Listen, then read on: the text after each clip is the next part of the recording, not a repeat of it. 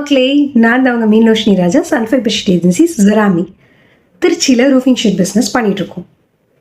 முன்னாடிலாம் எஸ்டிடி பூத்து தான் ரொம்ப ஃபேமஸு. அதில் தான் நம்ம ஃபோன் பேசுவோம், லேண்ட்லைன் போய் பேசுவோம். அந்த காலகட்டத்தில் ஒரு பையன் என்ன பண்ணியிருக்கா, 2 நாளைக்கு ஒரு தடவை கால் பேசுகிறது தான் வேலை.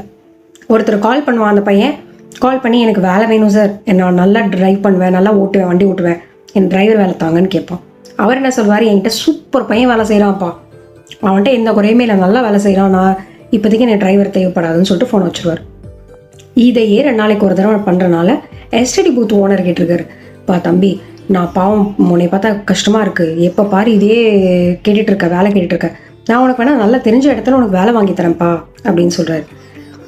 இல்லை, நான் பேசுகிறேன் பார்த்தீங்களா, அவர்கிட்ட டிரைவர் வேலை கேட்குறேன் பார்த்தீங்களா, அவர் நல்லா வேலை செய்கிறான்னு ஒரு பையன் சொன்னார்ல, அந்த பையன் வேறு யாரும் இல்லை, நானே தான் அப்படின்னு சந்தோஷமாக சொல்லிட்டான்.